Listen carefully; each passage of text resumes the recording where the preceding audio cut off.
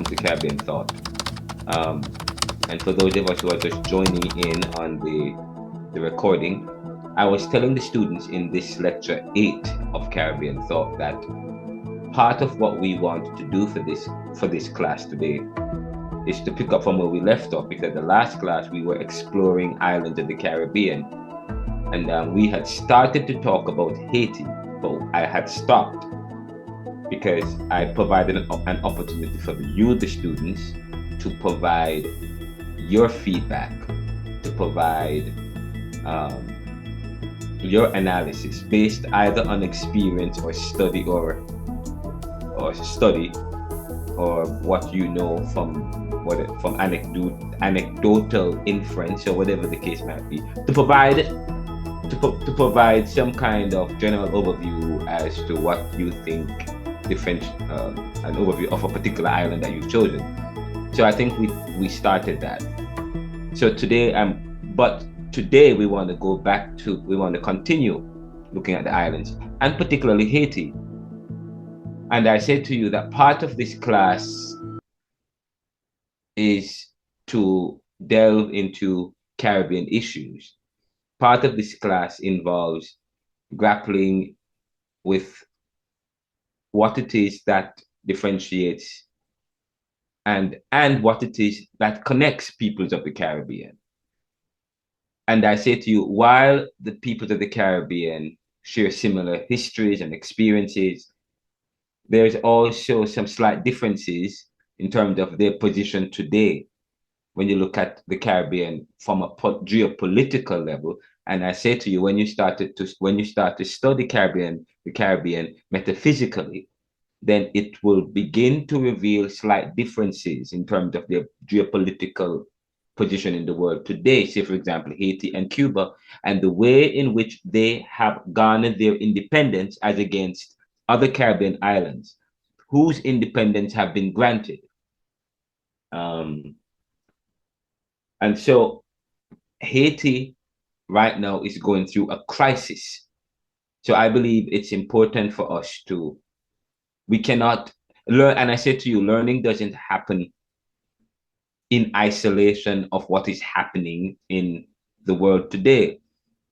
Especially learning becomes more palpable, more powerful, more potent and more memorable when it is connected to the reality of the day. And so we are studying Caribbean, we're doing Caribbean thinking, Caribbean thought, looking at diverse currents. One of the things that we do in Caribbean thought is we do critical analysis. And I say to you, as much as we celebrate Haiti as the first Black peoples and colony to garner their independence and freedom, their independence have been shaky, their democracy have been shaky. So I am hoping that we can delve into Haiti a little bit today, because I had an opportunity I had an opportunity to provide information as it relates to what's going on in Haiti, some breaking news stories. I carried a story on my podcast and on my YouTube channel, as it relates to what's going on in Haiti today.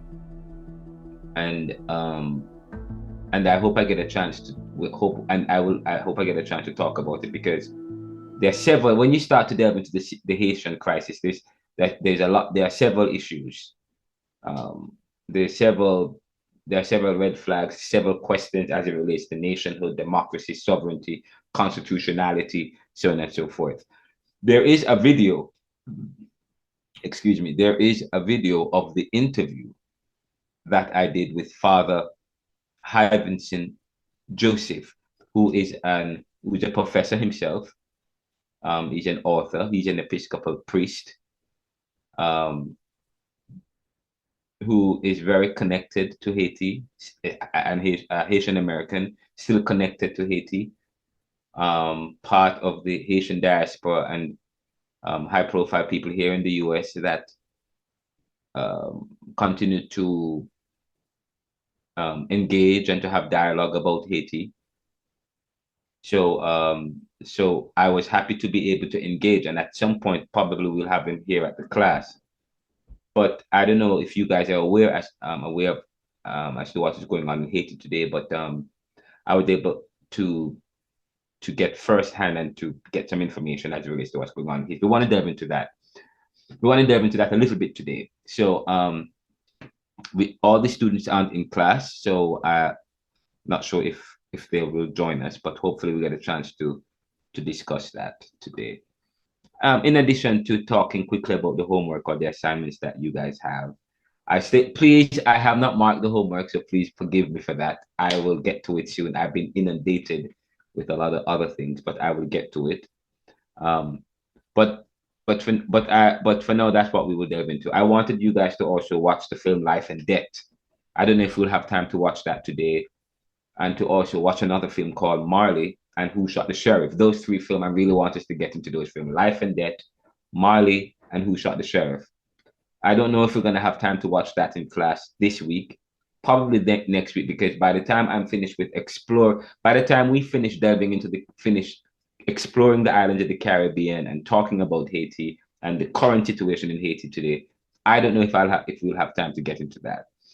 I don't know. Were you guys any of you watched the video that I published on my channel or on the podcast as it relates to what's going on in Haiti? Or are you guys aware as to what's going on in Haiti today?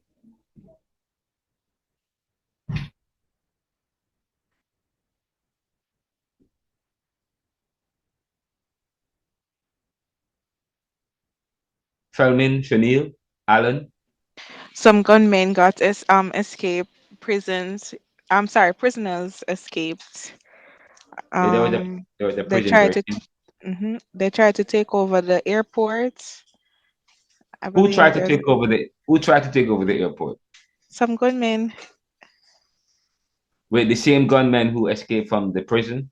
No, I don't think so. It's different Wait, groups. wait, hold on.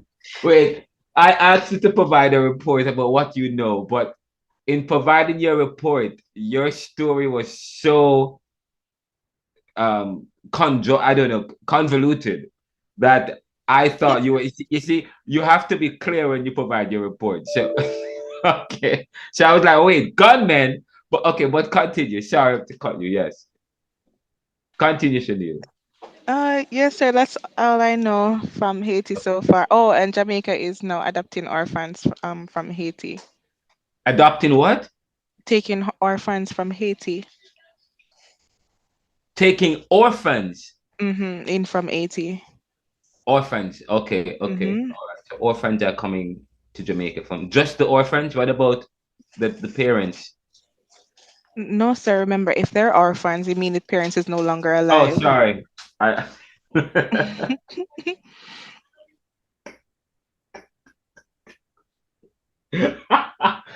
You are so right.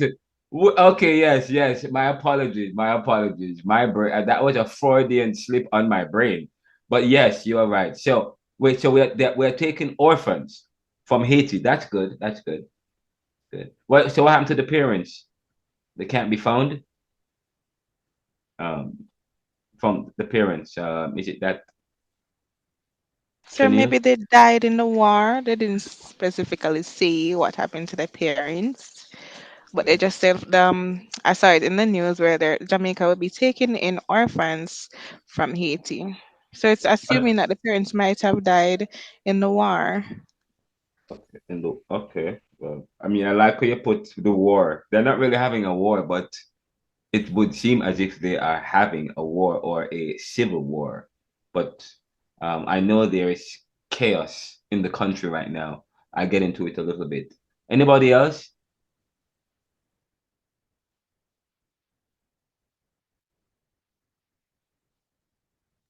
No, sir, I wasn't aware of what was going on. I'm just here browsing the net as we speak. Oh, okay, you need to go on the neoliberal.com and then you'll see what's going on. Or On the what.com? On the what.com? the neoliberal.com. That's my website. Okay, that's what you need Oh, to go. I've been oh, oh, oh. I've been covering the story. Or if you go on my YouTube channel, Yeah. then you will see the recent interview I did with Father Hivesy talking about Haiti and providing breaking news commentary on Haiti. So, but we're gonna get into it today. Get into it a little bit today. Anybody else? I don't know if I should. I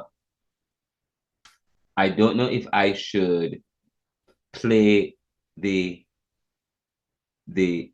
No, I don't think I'm gonna play it. I'm gonna have you guys watch the YouTube video that I did with my interview. It's also available in podcast in Spotify and so on and so forth. But you guys can but it's the interview was quite important and important to the study of Caribbean. But I won't get into the interview too much. What I will do is I will share a very important. I'm going to let me share my screen. There's something I will do with the class. Where is it? Caribbean Thought Lecture. Here we go. Let me share that. There are several questions I have for you guys.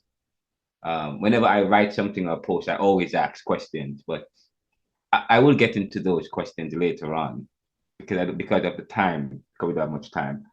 But the last time we were exploring, oh, there's something I want to get into Dominican Republic too, and this thing is on my WhatsApp.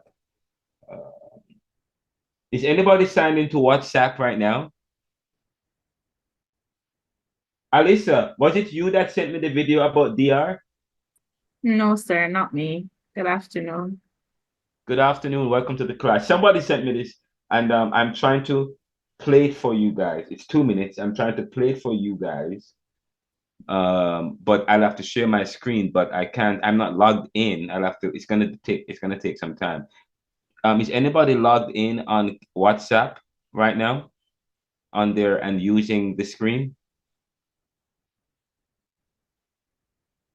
Is anybody using the same device that they are Yeah, that would be on me, Zoom? sir. So okay, That so would be you me. all right, great. So I'm gonna send you. Okay, I think I'm gonna share. Let me see. Share. I'm gonna share you this app. I'm gonna share you a video that's on my WhatsApp. Somebody sent it to me. I don't know who it is, but it was about DR. And Okay. and then I'm going to share it in the Caribbean Thought group. And then I would love for you to open up the WhatsApp on your device and then share the screen. I don't know if you can share a screen. Can you? I think you can. I'll have to stop sharing my screen. So I will stop sharing my screen and then have you share a little bit about, and then you can share from your screen. Open up, share the WhatsApp window, and then play that. Okay. Okay. All right, but let me stop. So we're gonna talk about Haiti, and we're gonna talk about I think we already talked about DR, but I would love for you to play that video on DR and then go, because I've also talked about, if you study the Haiti and DR's history, there is a little bit of grudge or bad blood or tension between the two countries, stemming from Haiti's attempt to colonize the country. But but then again, you're going to hear in this video, Haiti's colonization of DR was actually a benefit or a positive, because in them colonize. And why is that so? I'm not going to answer my own question.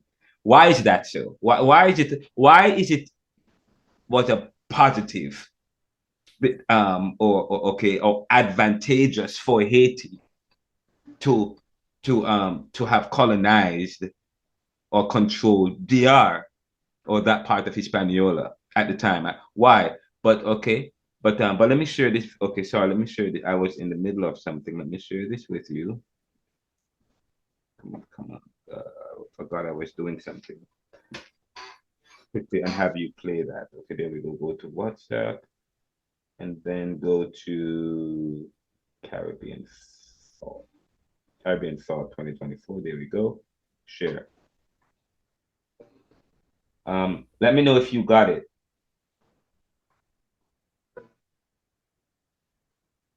Oh no, it's uploading.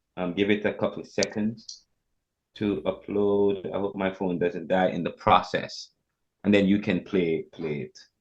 quickly. Hi, Alicia. We are continuing from where we picked up, from where we left off last week, exploring islands of the Caribbean, stemming from the question, what distinguishes Haiti and Cuba from the Dominican Republic, Jamaica, Trinidad, Barbados, and by extension, the other Caribbean islands. Great, it's uploaded. You guys have it? Just came in the group. Yes. Great. I'm going to stop sharing my screen. Stop share. Okay, I know. You can and you can share. Can you let me know if you're having any problem? You can go ahead and share your screen. Wait, Feldman got knocked off. I think he was trying to share his screen and he got knocked off.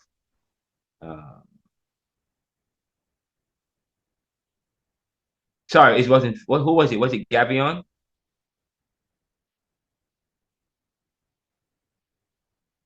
Gavion, you're back? Yes, sir. Can you share your screen? Can I share my screen? Oh no, sorry. It was Feldman. Sorry. I apologize about that. We were in the middle. Do you have access? Does anybody have access to WhatsApp and can share their screen? Is anybody using the same device that they have WhatsApp on and can share their screen? Can anybody do that?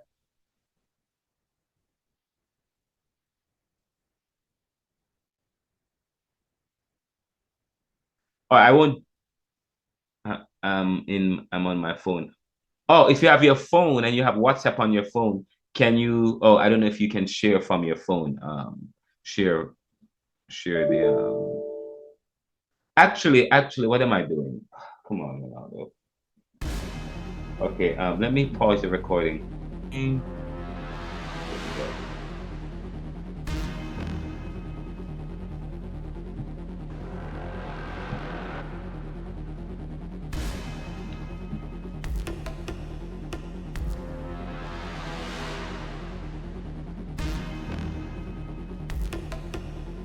If you're a Dominican celebrating Independence Day today, you've been lied to. February 27th, 1844 is not the day Dominican Republic became independent. Here's why. Despite a culture of anti-blackness and anti-Haitianism in Dominican Republic, the truth is that Haitians saved DR.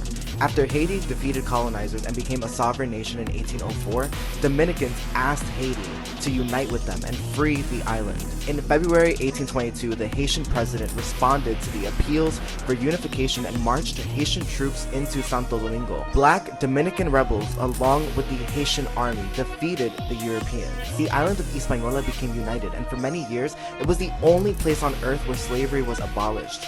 Free slaves from around the Americas fled to Hispaniola. White Dominican elites, though, along with the Catholic Church, resented this move. They wrote anti-Haitian texts calling the unification a Haitian invasion.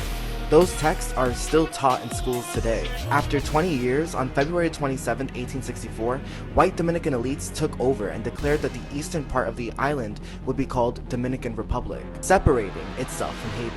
This is marked as Dominican Independence Day. Then, in 1861, the Dominican president gave DR back to Spain. DR was recolonized by Spain from 1861 to 1865. This provoked black Dominican rebels to seek out the help of Haiti, again out of fear that Spain would re-establish slavery and it would spread throughout the island. Black Dominican rebels and the Haitian army revolted against Spain.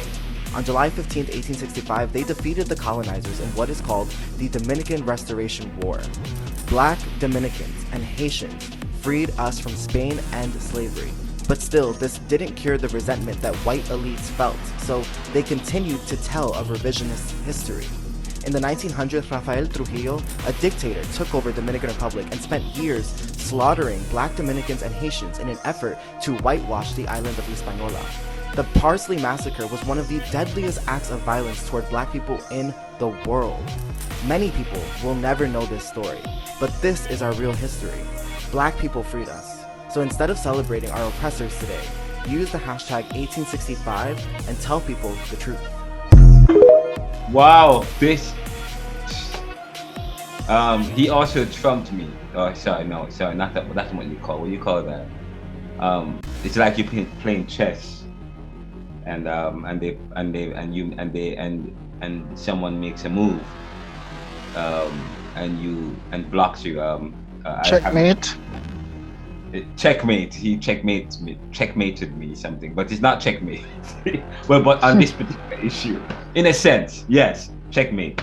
But or blocked my move. But to be honest, I stand corrected in a sense. Or the kind of history that I was spewing out was one that was revisionist history, one that was a history taught by the Europeans, or what the elites wanted you to think. Because I said to you that there is a grudge or bad blood between, or tension between the two islands, stemming from the colonization of Haiti. Haiti had colonized the DR, and for some point, and not until they sought the support of Spain, that they took back the country. But that's not true. Now we're learning is that the elites, that's what some people wanted you to know, but that's not really happened. I want to actually play it again. Let's listen to it again, because this is quite revealing and quite interesting. Let's hear it again. If you're Dominican celebrating Independence Day today, you've been lied to. February 27th, 1844 is not the day Dominican Republic became independent. Here's why. Despite a culture of anti-blackness and anti-Haitianism in Dominican Republic, the truth is that Haitians saved DR. After Haiti defeated colonizers and became a sovereign nation in 1804, Dominicans asked Haiti to unite with them and free the island. In February 1822, the Haitian president responded to the appeals for unification and marched Haitian troops into Santo Domingo. Black Dominican rebels, along with the Haitian army, defeated the Europeans. The island of Hispaniola became united, and for many years, it was the only place on earth where slavery was abolished. Free slaves from around the Americas fled to Hispaniola. White Dominican elites, though, along with the Catholic Church, resented this move. They wrote anti-Haitian texts calling the unification a Haitian invasion. Those texts are still taught in schools today. After 20 years, on February 27, 1864, white Dominican elites took over and declared that the eastern part of the island would be called Dominican Republic, separating itself from Haiti. This is marked as Dominican Independence Day. Then, in 1861, the Dominican president gave DR back to Spain. DR was recolonized by Spain from 1861 to... If you're Dominican celebrating Independence Day today, you've been lied to. February 27th, 1844 is not the day Dominican Republic became independent. Here's why. Despite a culture of anti-blackness and anti-Haitianism in Dominican Republic, the truth is that Haitians saved DR. After Haiti defeated colonizers and became a sovereign nation in 1804, Dominicans asked Haiti to unite with them and free the island. In February 1822, the Haitian president responded to the appeals for unification and marched Haitian troops into Santo Domingo. Black Dominican rebels, along with the Haitian army, defeated the Europeans. The island of Hispaniola became united, and for many years, it was the only place on earth where slavery was abolished. Free slaves from around the Americas fled to Hispaniola. White Dominican elites, though, along with the Catholic Church, resented this move. They wrote anti-Haitian texts calling the unification a Haitian invasion. Those texts are still taught in schools today. After 20 years, on February 27, 1864, white Dominican elites took over and declared that the eastern part of the island would be called Dominican Republic, separating itself from Haiti. This is marked as Dominican Independence Day. Then, in 1861, the Dominican president gave DR back to Spain. DR was recolonized by Spain from 1861 to 1865. This provoked black Dominican rebels to seek out the help of Haiti, again out of fear that Spain would re-establish slavery and it would spread throughout the island. Black Dominican rebels and the Haitian army revolted against Spain. On July 15, 1865, they defeated the colonizers in what is called the Dominican Restoration War. Black Dominicans and Haitians freed us from Spain and slavery, but still, this didn't cure the resentment that white elites felt, so they continued to tell a revisionist history. In the 1900s, Rafael Trujillo, a dictator, took over Dominican Republic and spent years slaughtering black Dominicans and Haitians in an effort to whitewash the island of Hispaniola. The Parsley Massacre was one of the deadliest acts of violence toward black people in the world. Many people will never know this story, but this is our real history. Black people freed us. So instead of celebrating our oppressors today, use the hashtag 1865 and tell people the truth. Wow, quite interesting. Very interesting indeed. Anything you guys? Yeah.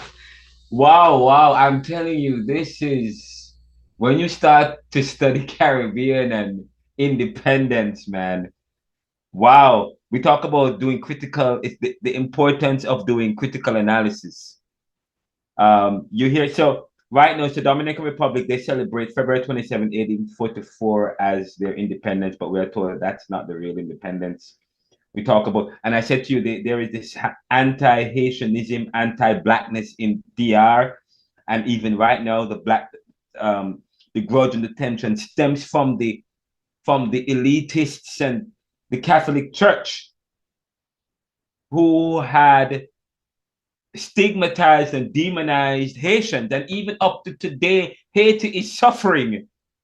Wow, and wow, Haiti has been maligned, but they have provided help and support. They have served as a bastion and hope for many people. They have inspired many other rebellions and revolutions. But oh my, I'm telling you, man. But Haiti, but wow, it's quite interesting. Quite interesting. It says that so Haiti, the island of Santo Domingo, Haiti, the Haitians and the Dominican Republicans, for want of a better term, they were united. They were united. But it wasn't until 1865, and in 1865, they sought the help of the Haitians to overthrow the elites and the Spanish. Although in 1864 they had cut themselves off from Haiti. It's quite interesting. And by the 1900s, a dictator named Raphael massacred and slaughtered Black peoples and Haitians. And some of that, and they even wrote texts and books to help solidify and to entrench, and that continues the brainwashing about and the grudge that continues today. Wow, quite interesting,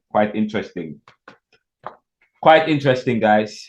But and so this it puts into perspective why DR would want to reject or deny Dr. Ariel Henry's request for protection or to stop there temporarily in order for him to make route to Haiti. Quite interesting. But we want to continue exploring islands of the Caribbean today. And so let me share my screen. This is interesting. Share screen. We want to continue looking at islands. Alisa, you have a question? Yes, go ahead. No, sir. It was just a comment. Interestingly, the sermon, the message that was delivered at church on Sunday came from an African man who mentioned an African country that I've never heard of, but basically alluding to the fact that when countries, that particular nation was told that you can have your independence, but you have to essentially sign a treaty to say that the French, it was about the French too, that the French will still be in control of your wealth. So like they wouldn't have, I don't remember the country, but like they wouldn't be able to have their own dollar, have their own money or anything like that. And those people from that country made a decision essentially saying, we're not stupid. It's our country. These are our resources. No, you cannot have them. And they suffered backlash because of it. But a major point that he mentioned is the fact that Africa is filled with so many resources, and white people determined that they are going to go into Africa, rob their resources, make themselves rich, and then have the audacity to call African people poor. And when African people fight back, it's like at the same time when they're fighting you back and you're calling them poor, you don't want to leave Africa at all, you still want to be there. So if Africa is so poor, if they are so detestable, why do you keep coming back? And he mentioned Haiti, to say that Haiti, when you look at the resources that Haiti has, it's a wealthier country than even Jamaica, because Haiti actually has gold. And he mentioned something else that Haiti has too, and just that type of robbery thing. So when you as you were speaking, some of the remarks that you had made towards the end reminded me of what he said on Sunday, and it's just incredible. What's the name of this? Is it Togo? No, it's a T1, but I'll have to ask him. When I say I've never heard of it, I've never heard of it, but it's not Togo. Tanzania?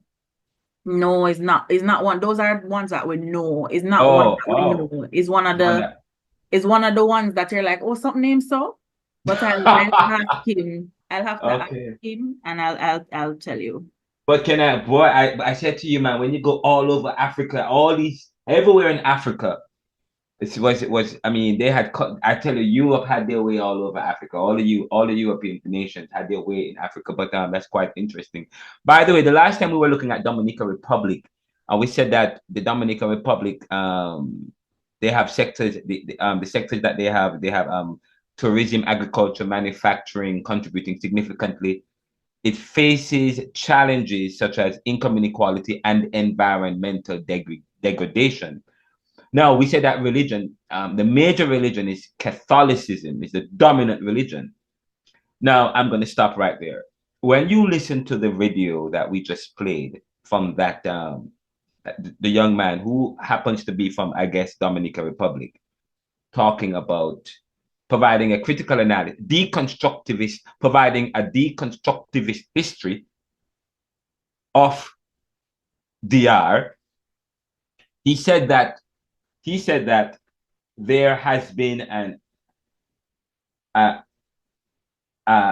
at some point in DR's history, there was a move or thrust, a drive to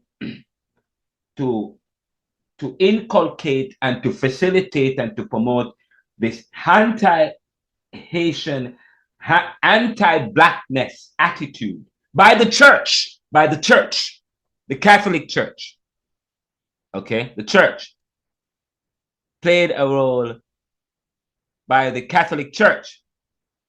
And even today, I say to you, there is this tension between DR and Haitians as a result of the elites and the church, Catholic Church. And I ask you, and I say to you, Michel Foucault talked about, who is a postmodernist or post-structuralist, who eschews structures, who studies structures in society, studies institutions, and talk about how institutions are part of the knowledge base, help to protect, to facilitate knowledge, a kind of knowledge that helps to protect and preserve certain privileges.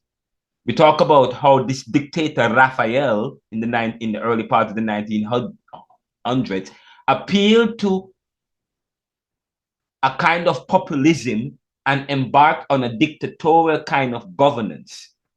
Maybe he was informed by a Leninist, Stalinist kind of a government, I don't know. But some people like to appeal to the worst part of other people in order to rise. But I don't know. But the point is, you look at the Catholic Church, and I said to you, the major religion in DR is the Catholic Church, and the Catholic Church was part of the brainwashing, was part of this anti-slogan, this anti-Haitian. The church has a lot to apologize for in the Caribbean. And I don't know if the papacy or the Catholic Church has apologized or provided any kind of reparation or paid any retribution for its role in facilitating and promoting this anti-Haitian, anti-Blackness slogan inside of the Caribbean and amongst the people in DR.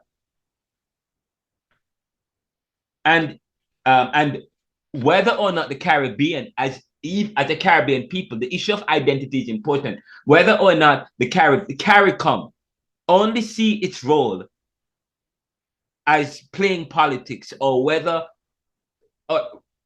does the Caribbean doesn't go beyond looking at how its job is to strengthen the connections and the bilateral agreements and the connections and Caribbean integration, because Caribbean integration, Caribbean unity is necessary and pivotal and important to Caribbean success. To Caribbean, you ask what is the Caribbean? The Caribbean is an invention of the 20th century. What will it be in the 21st century? It has to be more united. It has to be integrated.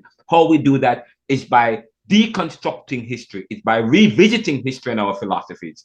And also, re-educating our Caribbean people, revisiting the curriculum, the books that were written, and part of that, and look at what's going on in terms of the relationship between Haiti and DR. There still needs to be some kind of promoting the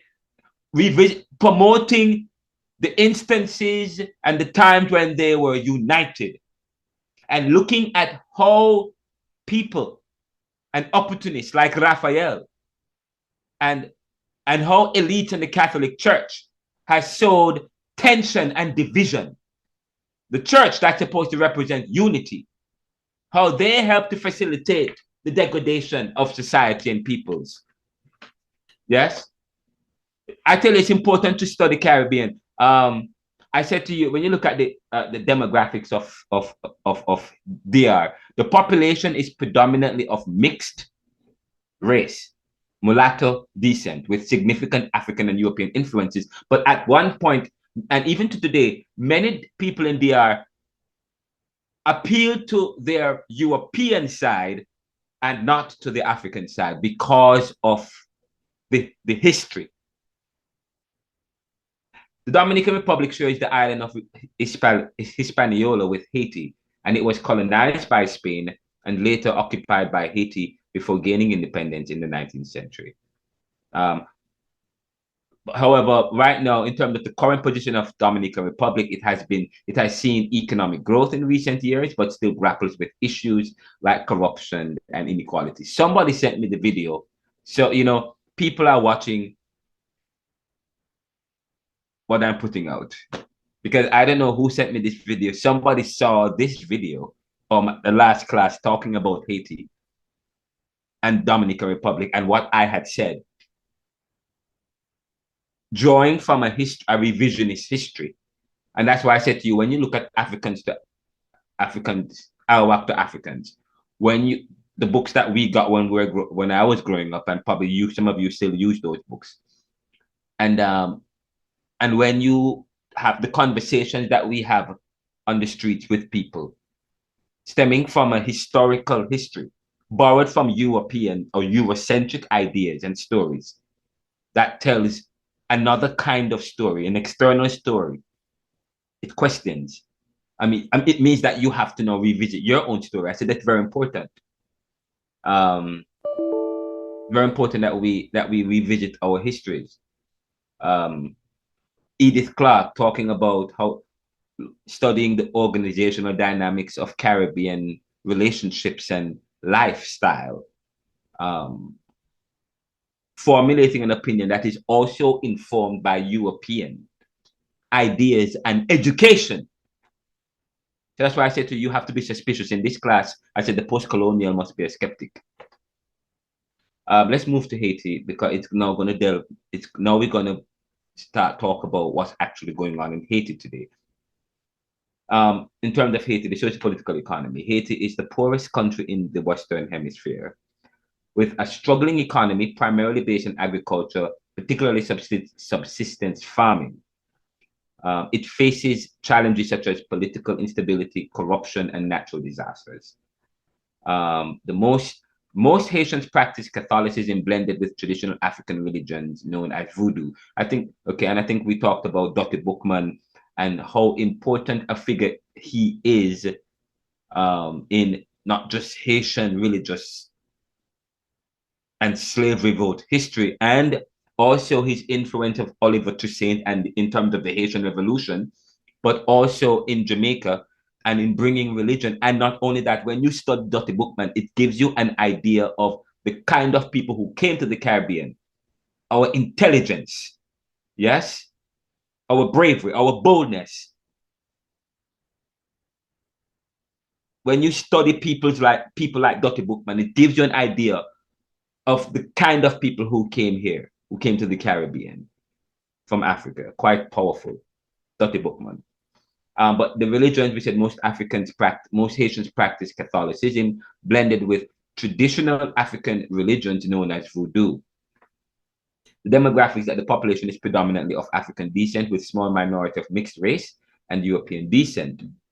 Now, Haiti was the first independent nation in Latin America and the Caribbean born out of successful slave revolt against French colonial rule in the 19th century. But it continued to face Haiti continues to face challenges with political instability, poverty, and natural disasters. And it receives international aid, but struggles to achieve significant economic development. Now, I said that it receives international aid, but struggles to achieve significant economic development. But importantly, it continues to face challenges with political instability. Now, let's stop at the political instability part and talk about what's going on in Haiti today, and probably share a very important video and have a conversation about the legality of a particular issue. So, in fact, let me take a quick 2-minute break, and let's take a quick 5 minutes break, and then we're going to delve into a very important story that I will share with you. Okay, so let's take a 2 minutes break. 5 minutes. We come back at 5:08. Okay, we take a break now.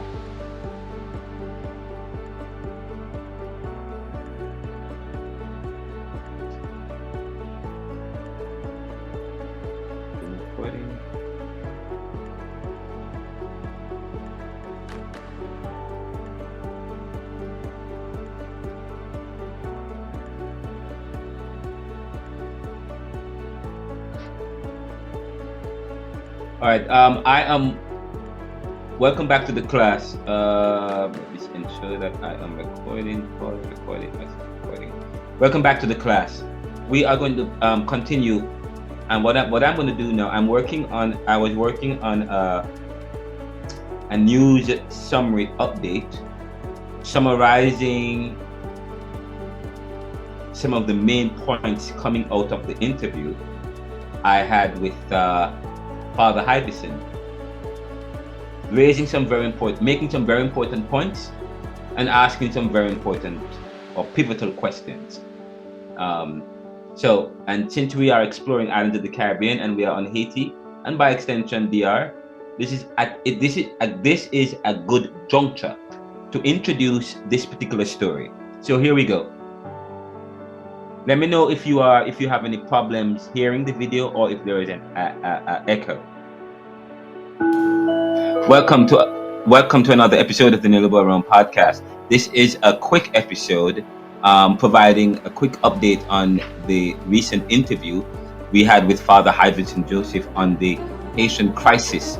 And I want to provide a quick summary on the breaking news or the interview with some quick updates. But just before we get into how is the sound? Does it sound echoey? Does it sound like it's coming from the system and the mic? Guys, are you there? It sounds fine on my end, sir. Okay, great. That the situation in Haiti is troubling and it's dire. And it is very important to all Americans and to all of us here in the US and all across the Americas. The situation in Haiti is dire. Haiti is in a state of emergency. And and I'm going to say this again. What is happening in Haiti should concern all of us. Because that can impact or may have an impact on what's going on here in the US. And I'm going to say why. Haiti, from the interview I did with Father Hivison, we learned that Haiti is still in a state of emergency. as over 98% of prisoners from 3 of the major prisons, representing over 80% of all prisoners, remain at large with no solution in sight. Now, this is important. It is not clear if the criminals will make their way to other countries, given the millions of migrants who are crossing various borders in America today, or in the Americas today. We see millions of people crossing the border. Millions, I think over what, 7 million? But we're learning of the 7 million of migrants who came into the US. I think during the same period of the last 3 to 4 months, President Biden has deported about what, or expelled 4 million migrants over the last 3 to 4 months. So that much we know.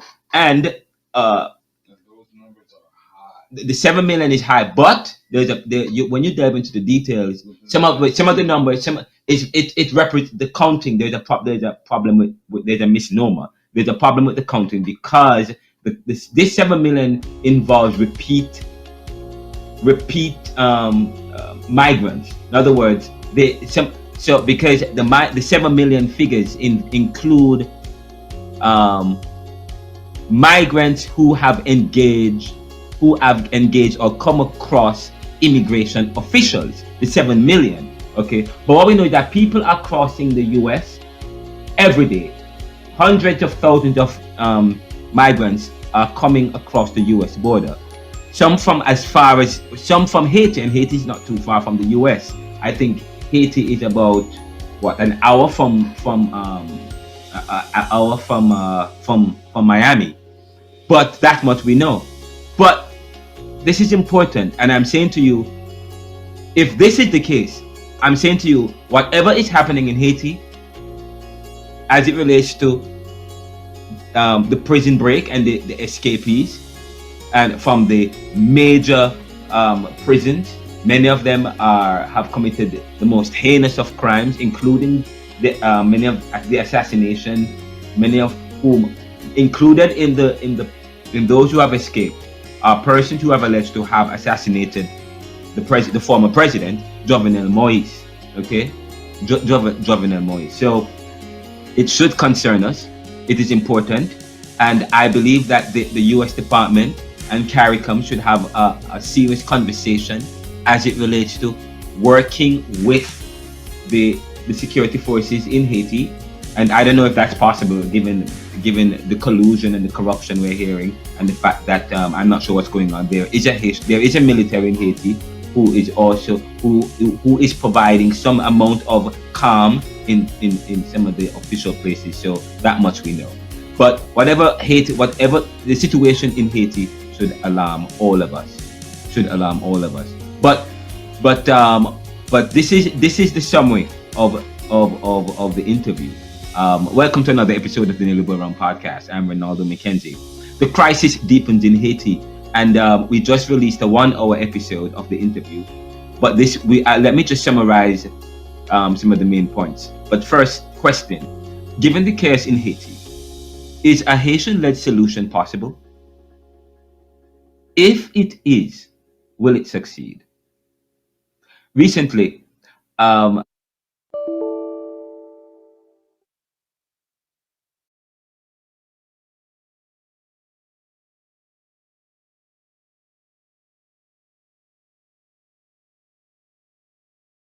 Sorry, you're muted. this is an unpublished episode of the podcast. I'm working on it. It's going to be released after I finish my class, summarizing the details of a recently published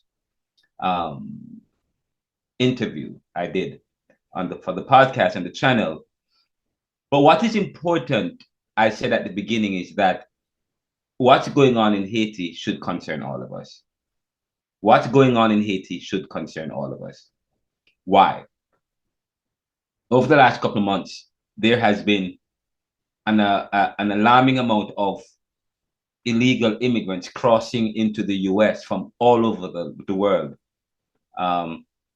This includes people from Haiti, we are aware, or we know that there is a prison break where over what 98% of prisoners have 98% of the prisoners have escaped from Haitian prison. And we're talking about some of these people have committed the most heinous of crimes. They are still they remain at large. There's no solution in sight. So it begs the question, will some of these people make their way into Jamaica? Will some of these people make their way into the US and all over the Americas? So it is not just a Haitian problem, but it is a Jamaica problem. It's a CARICOM problem. It's a US problem. It's a Canada problem. It's an American problem. Okay, and everybody who lives, because those people can make their way in any territory today, especially with the chaos. So when there is instability and chaos in one country, especially when that country borders many other countries, that instability can affect the surrounding countries, the other countries in the region, in more ways than one. Okay, in many ways. So therefore, I'm saying to you, it should affect. So it should concern us. Not only that, it should concern us to the point where we are now willing to provide resources necessary in order to work with the military and with Haiti to come up with a solution that works. But then, what question have I asked?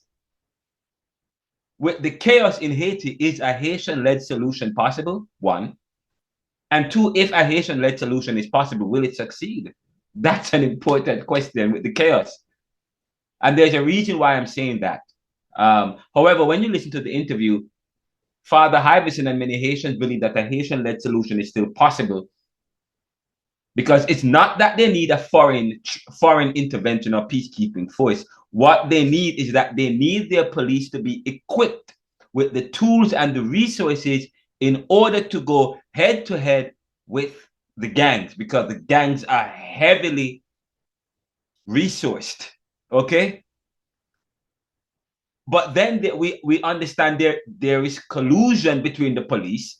In fact, the top brass of the police and the government that's in place. So then the question still remains, fine, if we give them resources, how do we know that these resources won't fall in the hands of the gangs? Those are some of the questions, but let's continue. Let's listen to the recording some more. I sat down with Father Hivison Joseph, a Haitian American scholar, Episcopal priest, and professor, to discuss the latest situation in Haiti. The interview was revealing and breaking, providing commentary and new details about the situation in Haiti. Now, from the interview, we learned that one, Dr. Ariel Henry is now in Puerto Rico after being denied entry into the Dominican Republic en route to Haiti. Dr. Ariel, the installed Prime Minister of Haiti, who is currently exiled from the country, was in Nairobi, Kenya, signing a treaty to allow for bilateral relations between the two countries. The treaty was needed to satisfy Kenya's courts, overruling and objecting to the request for Kenya to send a peacekeeping force to Haiti. The treaty was signed and, as such, would provide the green light allowing Kenya to send the force. However, it is not clear as to whether the treaty was legal and constitutional. Again, it is not clear as to whether the treaty was legal and constitutional, as Dr. Ariel Henry's authority to sign such a treaty violates Haitian law and constitution, since he was installed and not elected and not the president of Haiti. Moreover, Dr. Ariel Henry was asked not to return to Haiti by the gangs and the police, who are closely monitoring the ports of entry for Henry's arrival. It is interesting to point out that the police and gangs are not working together, yet they both have taken over the airports and both opposed to the return of Dr. Henri. Secondly, we also learned that Dr. Ariel Henry was asked to step down by the US Department of State and is set to travel to Jamaica, where he will announce his resignation. What is perplexing is that while in power, Ariel was unpopular among the majority of the Haitian peoples who have asked him to step down. Yet he held on to power for a long time, since his installment by the Gang of Four, including France, Canada, US, and to a lesser degree, UK and Brazil. It was not until foreigners asked him to resign that he relented, but refused the protestations of his own people. This suggests that even Ariel rejected Haiti's own independence, sovereignty, and democracy, appealing to the external rather than the internal. Thirdly,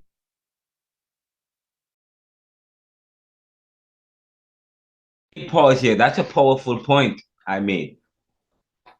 I said after the interview, I said it's quite interesting that Dr. Ariel Henry is unpopular in Haiti. And just let me remind you that, and I've said this before, and if you've been following the reports, Dr. Ariel Henry is the installed prime minister. The prime minister is not the head of the government. The head of the government is a president. They don't have a president. The president was assassinated about 2 years ago.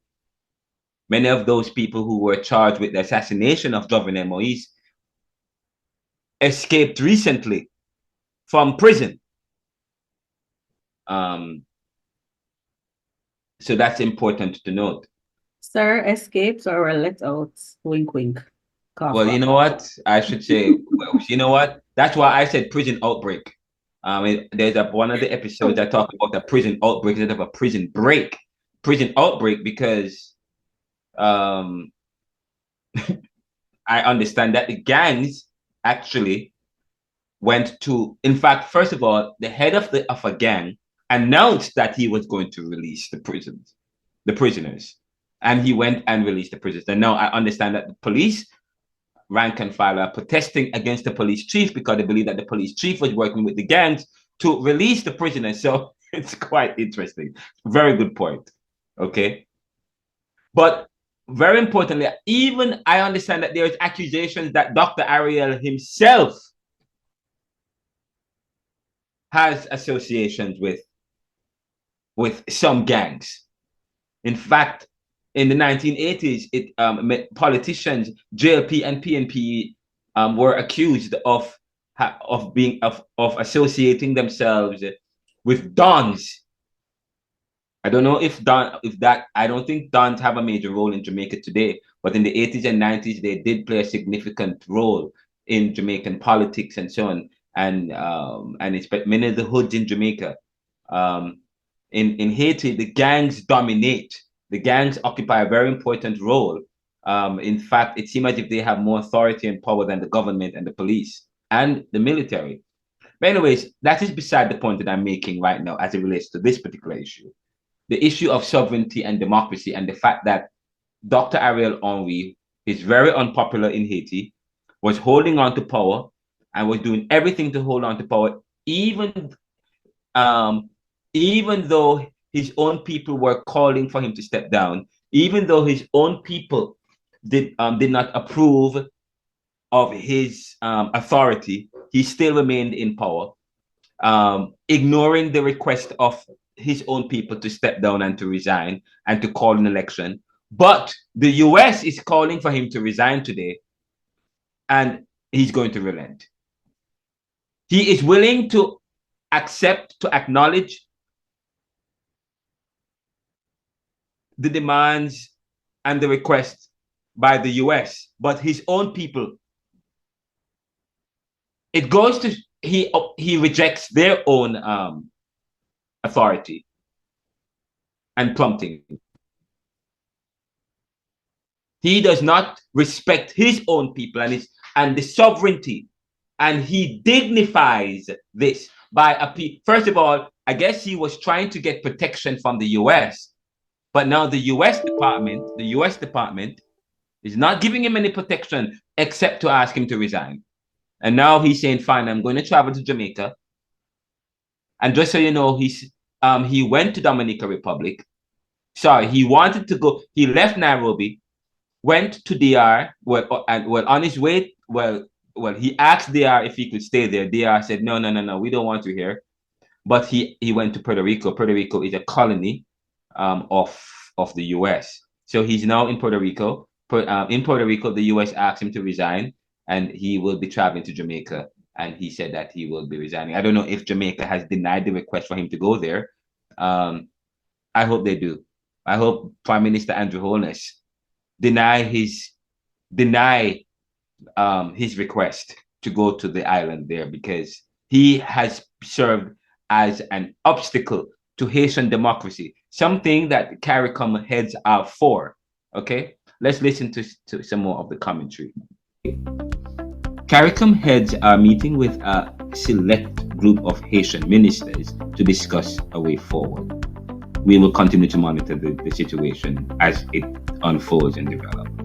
Fourthly, Haiti is still in a state of emergency, as over 98% of prisoners from three of the major prisons, representing over 80% of all prisoners, remain at large with no solution in sight.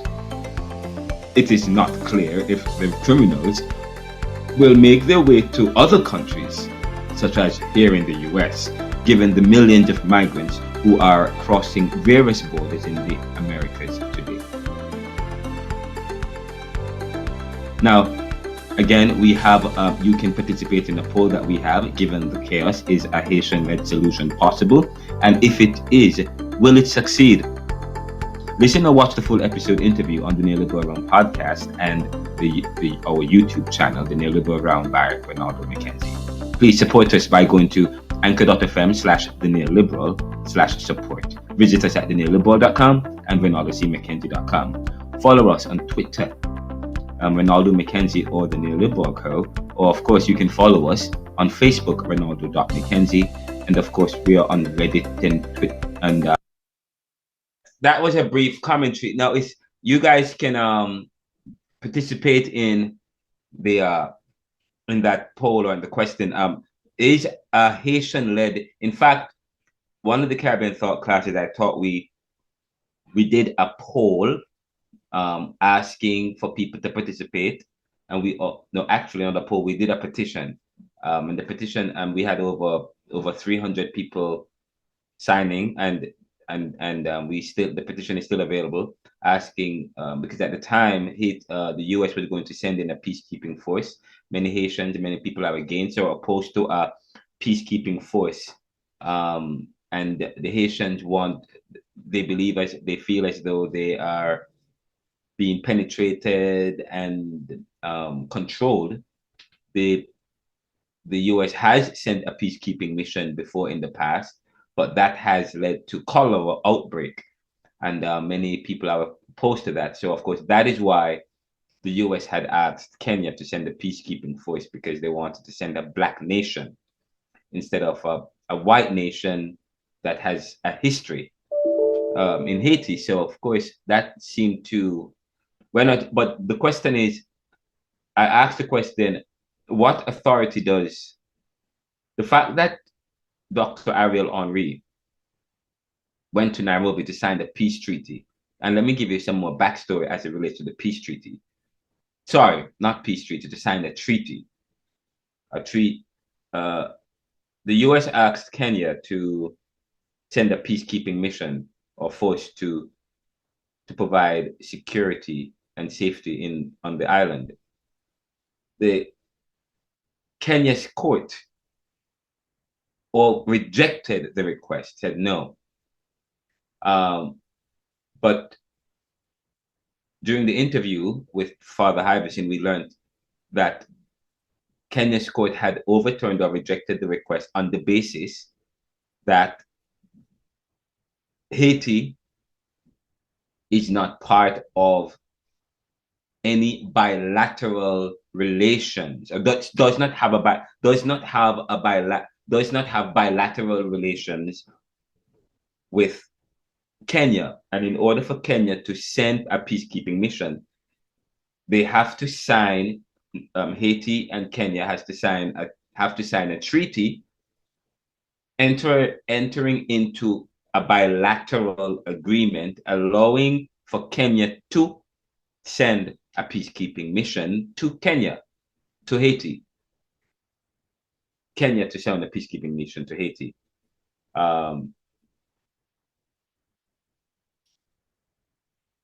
Dr. Ariel Henry went to Kenya to sign the peacekeeping mission. Sorry, to sign the treaty. And while there, so this is the question I'm asking.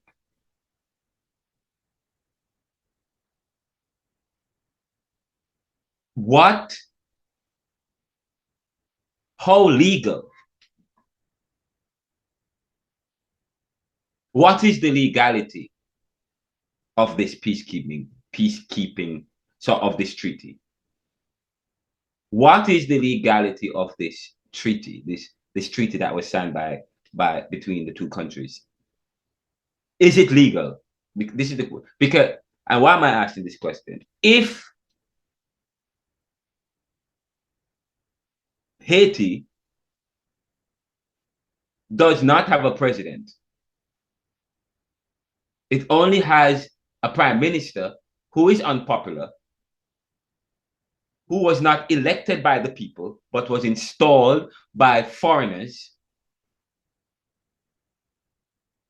What authority does Dr. Ariel Henry, the installed prime minister, have to sign any treaty entering Haiti into bilateral relations with Kenya? And I'm saying to you, Dr. Ariel does not have the authority to do that. He does not. That treaty is a sham. And it does not satisfy Kenya's court and should not satisfy Kenya's court. Or Haitian, in fact, it violates Haitian constitution. Because he's not a prime minister. Sorry, he's not a president. And he's not an elected prime minister. In fact, he's installed. Not only that, he's exiled. He's exiled from the country. He was asked not to return by the police and the gangs, who seem to have a lot of authority in the country and carry a lot of sway and influence. He's unpopular. So the question, what authority does he have to do that? Should Kenya recognize this treaty? What say you? Any thoughts on the matter?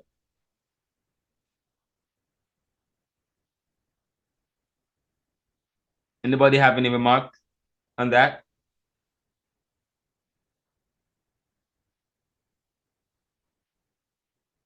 No? Nobody? Alicia, Chanel, Gavion, Felmin? Sorry, if they don't accept the treaty, is it that the uproar will continue? Well, you mean in Haiti? If Yes, sir. Haiti doesn't accept the treaty? Mm-hmm. Well, what you think? I mean, that's a good question. And if the Haitians, it's not a matter of whether or not they accept the treaty, and whether or not it is constitutional. The treaty is legal and constitutional. Whether or not it violates Haitian constitution, whether or not Dr. Ariel have the right to do so. It is clear that they need a peacekeeping mission, although some Haitians are saying they don't need foreign intervention. What they need is the resources in order for the police to tackle the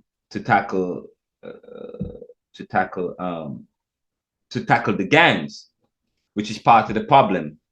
That's what we're hearing. So, and part of the problem as well is the fact that they have an installed prime minister. They're opposed to that. Part of the of course, and there's also some internal infighting or tension between the elites and the elites and other people in Haiti. But yes, Alicia. So sir, if I'm supposed to make an inference based on what you would have explained, the Prime Minister now, as it stands in terms of how governance works, he does not necessarily have the authority to sign off on something like that. Yeah, that's what I'm saying. Yeah, I Yeah. don't know how he would have he's not elected the Haiti is a republic. He's not. They have their own president and then a prime minister. He's not I mean, in order when two countries make if Kenya is entering into bilateral relations with another country, it means someone of the highest level have to take that decision who is elected by its people. So I I know. don't understand how that is possible. But Yeah. which would bring me to my next question then, for instance. So the best way I can explain is, I don't know if you've ever seen the show Designated Survivor, where at the State of the Union address, one of the senators or members of Congress or whatever is kept in a safe place from either party in the event that something nuclear happens and the entire government is wiped out.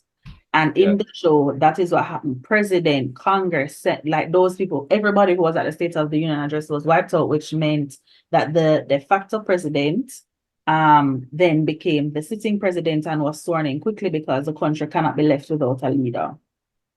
Right. Does Haiti have something in place like that? Because if Haiti does not have something in place like that, then it is hard to say if he has the right to or not. But if it does, is it okay? Like, you get what I'm saying? Yeah. How that work? Well, first of all, I mean, then again, Haiti is not even operating as a constitution. It's not operating. Right. It's not operating as all over the place. They have so it's chaotic right now. They're going through a crisis. However, they still have a government. I understand. They still have ministers who are meeting with CARICOM right now, working on the way forward. I know Haitians have a lot of pride. They are opposed to foreign interference, although they have been bombarded by foreign interference. They are opposed to that. However, I believe that this is an opportunity for CARICOM. I don't believe that they need to go all the way to Kenya to get help. I believe the resources are available within Caribbean in order to provide the help and the support. Okay, I know that the Haitians are opposed to foreign interference and they're asking for the equipment. Fine, I believe that they could benefit from that, one, and two, I believe that they could also benefit. What needs to happen is a cooperate instead of have the conversation should not be foreigners sending in a force. Because it sounds like occupation, and of course they've always had forces gone in there before, which has exacerbated the problem and created even health problems for the country. What I think needs to happen is for the language, we need to look at the language and also, of course, just as though you have and this is what I said to Father Hydrison. Just as though you have Scotland Yard working with CIA and in various countries, or the Scotland Yard or various intelligence working together in countries. Scotland Yard working in the US, or or CIA and FBI. Or the New York Police Department working in London or whatever. What they do, they're working. The language is always they're working together to apprehend an official, or working together to put with some undercover and provide undercover investigation leading to arrest and so on and so forth. But that's what needs to happen. Maybe that's what the language needs to change, and the way we look at it is that the US and the CARICOM coming together with the ministers in Haiti to come together to work on a solution, and also to provide training and resources and and also a small core group of officers and military from various parts of the Caribbean going there, working alongside the military and the police. Right now, it seems as if the military and the police are not working together in Haiti. I believe that I think that needs to happen. The military and the police need to work together alongside the small group of ministers. They still have they still have a core group of people there, and then of course CARICOM.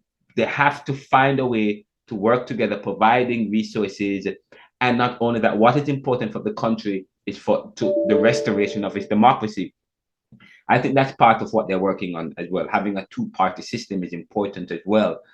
There has been a move to get rid of the two-party system, even under Ariel Henry. There has to be a way that part of re-establishing Haiti's democracy is to find a way to establish a two-party system or a system in place, and to provide some kind of partnership and cooperation between CARICOM and other foreign governments working with. So not that they're sending in a group to provide, no, the language have to change. It has to be very strategic. There has to be some kind of time frame and timetable that speaks towards restoration of Haitian independence. It has to be clear. It has to be strategic. That it has to be deliberative and intentional. I don't think that that has been the kind of conversation and the clear way forward. And it is within the interests of CARICOM and the Americas for Haiti to be stable. Because again, if Haiti is unstable, it's going to affect the region. You understand?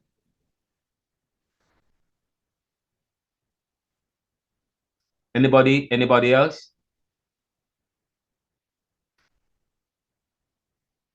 So, Yes. what about, aren't they a part of any international organization like the United Nations or something like that?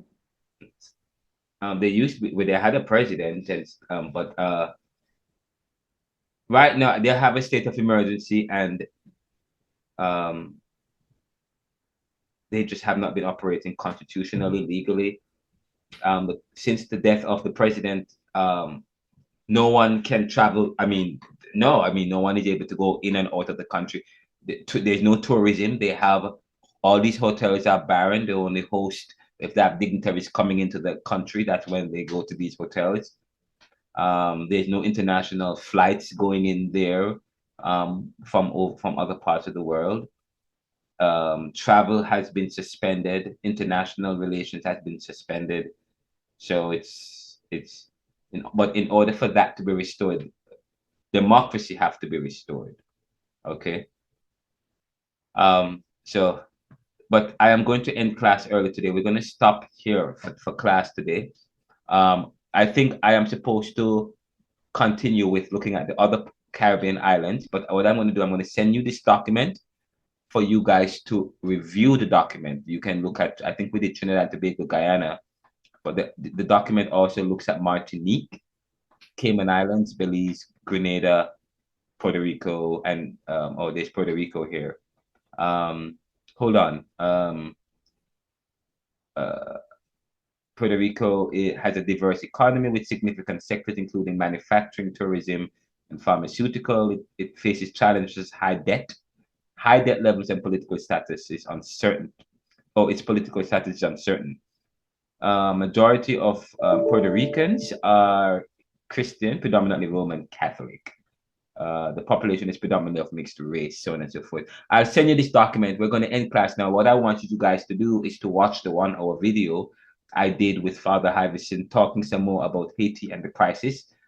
And if you have, and also to start spending the time to work on your research. Your midterm is due sometime this month. And I want you guys to have the proposal ready and submit that.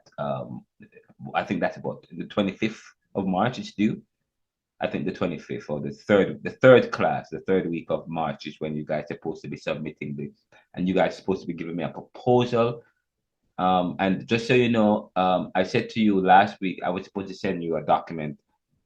You guys could do a soft questionnaire amongst your groups, asking them what's your attitude towards Afro-Caribbean beliefs such as revivalism, voodoo, obia, Pocomania. Do you have a negative view, or 50% of the time, or all the time, or is it neutral? Has it changed over the last 10, 20 years? And what was it? How was it changed?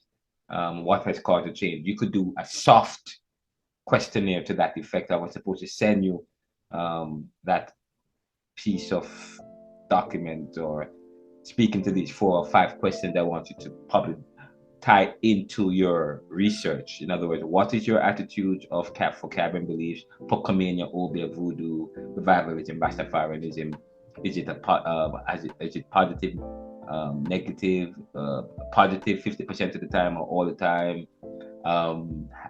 Has it changed over the last 10 to 20 years? If it has, has it been a positive or a negative change? Positive meaning, do you now have a positive budget? What did it change from negative to positive, or has you always had a positive opinion?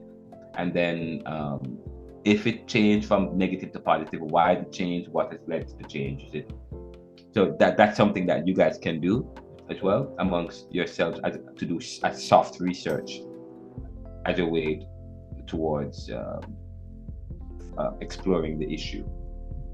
All right.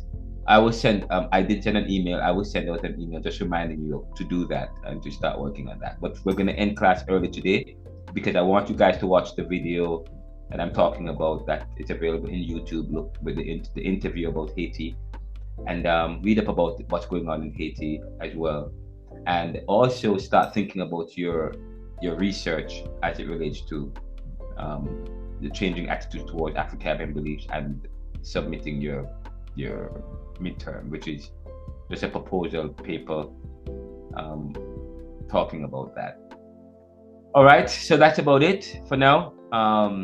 We will continue. I will post this class up, and I will send the email hopefully by this weekend, reminding you as to what is due. Okay, that's about it for class. Any questions?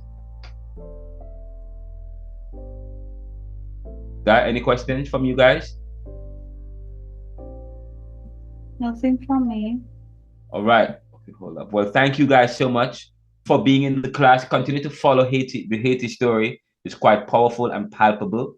Watch the video, and I'm going to release this the one that I just did. And there's some questions I asked. I said, is a Haitian-led solution possible? If so, what will it succeed? Is it start facilitating the discussion even amongst your own congregation, your community, people at home? This is important. All right. But thank you guys, and check your emails probably by Sunday. I'll just remind you as to what is due and what you guys need to be working on. Okay. Well, take care and let me know and give your thoughts and feedback and as to what's going on. Share, tweet, talk about this. This is important to Caribbean issues. Take care and walk good. Thank you.